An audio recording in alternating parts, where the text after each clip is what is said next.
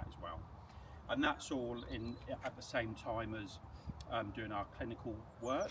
When we get here, we've often spent many years in the ambulance service as a road-based paramedic. We come here and then we receive greater education.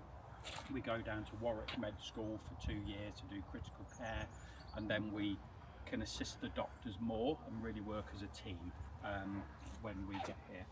So essentially the equipment that we have is our 2 main bags, primary and secondary. They have different equipment in each, and then we have a cardiac monitor there, and then we carry blood in that bag, and then we have some syringe drivers and then some other pieces of equipment. But within those bags we can deliver everything that an emergency department can deliver, and essentially an intensive care unit. So we can deliver anaesthetics, like if you was going for an operation, we can deliver anaesthetics. We can do surgical procedures, and without saying too much, you're not going to see a surgical procedure, but you're going to see our training room and how we train. But we deliver surgical procedures. We can do open heart surgery, so we can actually open up. We can deliver babies through emergency cesarean section when it's gone wrong for the mother, not as a part of a normal birth. And we can do other surgical procedures as well. So we can deliver everything that you would get in hospital in those initial stages. And as I said, we carry blood as well, absolutely precious commodity, our blood. We carry 4 units. Now we carry what we call blood products. So we carry 2 bags of fresh frozen plasma and red blood cells. So that's not whole blood. There is lots of study on whether we should be using whole blood and is it good, is it not, etc, etc. But we use blood components, and that is, so that gets delivered for this base from Nottingham Queen's Medical Centre, and we work really closely with the Leicester blood bikers who bring it to us on a daily basis. Excuse me, if you don't mind, would you like to do it again? These 2 gentlemen are a bit late.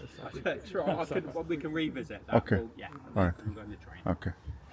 So that's the blood, and then for our Coventry base, the blood comes from the Warwickshire blood bikers, and that comes from Coventry Hospital at Walsgrave. So we have in the front, we'll have the pilot, we'll have the paramedic, the technical crew member, and then we'll have the doctor in the back. Today we're flying 4 up because we have a trainee paramedic with us, and sometimes we have 2 doctors because we also are part of a program called, we're part of a FEM curriculum where pre-hospital emergency medicine is now a specialty. So like people will do their anaesthetics or emergency department or GP. There's also now a specialty around pre-hospital medicine. We form part of that curriculum of learning with the West Midlands Deanery. So often we have doctors that come to us will train with us and assist with that specialty training. But predominantly it's normally a pilot, paramedic and doctor. It's very much team-based. There's no hierarchical kind of structure to it. Because of the nature of what we do, you work as a team always. It's not the doctor doing everything by themselves. They have to have the complement of the paramedic, and it's teamwork. Yeah, absolutely. And we're quite different in a way that the pilots are also part of that as well. Although they're not medically trained, they don't have to be medically trained, because they see so much and work with various doctors and paramedics. They just get to know what we need when we need it. So they'll pass us things before we even know that we need them, type things. So they really are good and integral to the team. Any questions thus far? You know, when you talking about blood bank. Yep. So once you done your emergency. Yeah. So we come back to the base. We check everything again. Yeah. So does a black bank come from? Is different hospitals you pick it up? yeah, no. So You just come here. the blood will always only ever come from Nottingham for this base. Yeah. But if we have used it, we can pick some up while we're at While you're Nottingham, so we can recirculate it. So that can happen if we carry enough spares in our boot to do another Just in case, job, in case, a another job. biggish job, what we call with a surgical procedure. If that happens where we've done something where we've used blood and done a surgical procedure and then got a job straight after and had to do another one, we're having a really bad day. Yeah. So we'll just come back here and restock anyway, because there'll be lots of administrative duties to do with that. But we do have days, definitely in the summer, where we're flying for longer hours because we chase the daylight, that we can go from job to job to job, and we'll refuel the aircraft yes. out and about, and then we'll just restock as and when we can, even if it's getting back here. How many air ambulance we have here? So just at this base, it's the helicopter, just one. So the helicopter works during the daylight hours, and then we have a car that works through the night. The helicopters and pilots are trained to fly through the night or during night hours, but we choose not to as an organisation. So we chase the daylight. In summer, in between May and August, end of August, we'll have 2 pilots and we'll work the helicopter for longer. There's so many more rules and regulations about night flying, and we've got such a good road network that we can jump in the car It's and quicker be than wherever we need, to be honest. And it's dangerous flying at night, you know, and as I say, there's so much law around it that it's quicker being on the car, to be honest. But what we can do, and often because we're pushing right to the dark hours when we fly, we can fly at night, and we do come back at night, and we've got helicopter landing pad with lights, etc. So if we were to land legitimately, legally during the day, it can turn dark while we're on scene, and then we can still fly to hospital and then fly back. It's just that we don't do it as a normal service. We do it on Which hospital do you normally go to? Right, so we predominantly go to major trauma centres. About 10 years ago, the networks of how hospitals worked changed, and major trauma centres and major trauma units or trauma units were born. Depending on what's wrong with your patient, you will bypass the local hospitals and try and get to the major trauma centre. And that's often what we do. So the main ones that we go to are Nottingham, QMC, UHCW at Coventry, Stoke and Sheffield. They're the main trauma They're centres geared there. to Yeah, absolutely. So Sheffield, Stoke and Coventry have got helipads, but Nottingham hasn't. And that's ongoing work, but essentially the hospital's really old and it's been built round, and that's all there is to it, to be honest. you can't go there then. Well, what we do, we land in the university sports grounds called Highfields, and then we get an ambulance and then we drive round. So it's a 5-minute journey. But there has been work about looking at a helipad on top, but the roof just won't take it. There's been looking at removing some of the car parking and having a helipad there, but you'll still need an ambulance to drive you around to the department. That will cost lots and lots of money to just carry on what we're doing, and we'll have to revisit Can you tell it. us a little bit about the craft itself then? I mean, Yeah. So it's we're just saying that it's an Italian aircraft. It's an Augusta Westland 109. It's the fastest civilian aircraft of its type. Normally, these come out as VIP models. Normally, this will have big plush carpet and nice leather seats and TVs and a brandy cabinet, etc.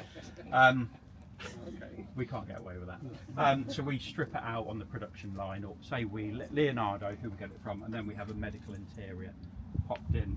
So this will easily cruise anywhere between 140 and 160 knots, which equates from about 160 to 190 miles an hour. through the air. So through the air, That's fast, yeah. in a straight line, you know, and it doesn't sound that quick compared to, you know, like a jet for obvious reasons. Yeah. But in a straight line, from here, and we'll show you the map and the crew room later, but from here we can be in Manchester in 15 minutes. You know, it just doesn't take long at all. So, but we'll show you that. But it's a straight line. We can land in a really tight spaces. legally, we have to land in somewhere that's 26 metres by 26 metres square, and that's essentially double the size of the aircraft. But that's visible when you're assessing that from air. So when you land, if it's smaller than that, then hey ho, you gave it your best shot. You know, you can't get out measuring devices, of course. There are, over the years, it's become more and more regulated. It's always been safe, it's always been regulated. We used to land in quite tight spots 10, 15 years ago. We don't do that so much now. We would rather go to a bigger site and then get taken to the scene. Is there a height that you have to fly at, or? So we have rules around that. Is we essentially, depending on how you interpret the rules, because rules are always interpreted, aren't they? We cannot fly, well, as the norm, less than 500 feet. But that 500 feet, how it's written, it says you cannot be anywhere near any person, vessel or structure within 500 feet. So if you interpret it another way, we can fly 2 inches off the floor, as long as we're not near 500 feet of anything. So that's kind of not really possible, because you've got power lines, houses, people, whatever. Maybe possible in the Peak District. I'm thinking, are drones causing problems now? No, not really, because when most of the drones are operated by fire service or police, and when they do go up, they do let us know. There's not that many hobbyists yet. But there are, but no, it doesn't really. But we'll kind of really alert to drones, etc. And you know. It's not really that big. Yeah, absolutely, absolutely. And it is a busy sky, and you look up and you think it's not busy, but it is when you get flying. So, but with the 500 feet, we can also come down to 300 feet, but that's all dependent on how much visibility we've got. If we fly at 300 feet, it's not the norm, and it's very, very infrequent, but we've got to be able to see more than 3 kilometres in front of us. And if you think at 300 feet, the reason we don't do that, the pylons are at 250 feet, so we're only 50 feet above those. So it doesn't, but generally anywhere between 500 and 1,000 feet. And we have what's called HEMS exemptions, where we can fly less than 1,000 feet, say over Leicester, but no one in general aviation can, they can't, apart from the military. And the reason that we have an exemption for that, because we may need to land, and of course you've got to come through those minimums to be able to land. So, but to put it in perspective as well, we would never go below 300 feet, but we'll say 5. But the military helicopters, they can go down to 50 feet off the ground, and jets can go down to 250 feet. So they're kind of able to do a lot lower, and we see that, don't we, when we see them low flying. Who decides where you can fly to? So say if you've got an incident somewhere. Yeah. So Which doesn't really cater for landing spot, or you've got. it's well, How do you the decide? the job will come in, an incident will come in, and then it'll go through the ambulance service. And the ambulance service has a dedicated desk that screens all the jobs coming in, every 999 call within that region. And then to have us attend, you have to have a set criteria. Serious road traffic accidents, fall from heights, blah blah blah blah. You have to have certain tick boxes. Once that's been satisfied, we'll launch, and then we'll go. I've never been in a position where we've gone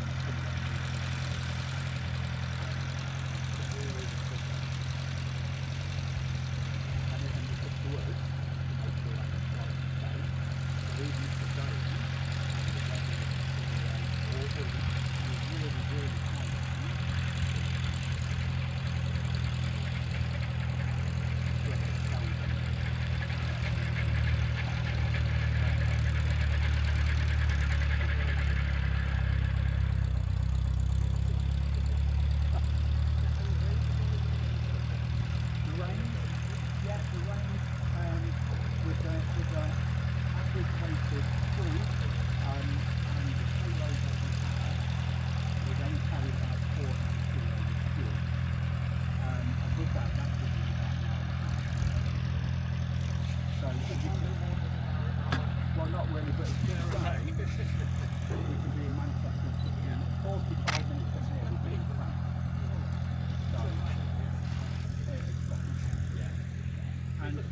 if you're doing that, then that.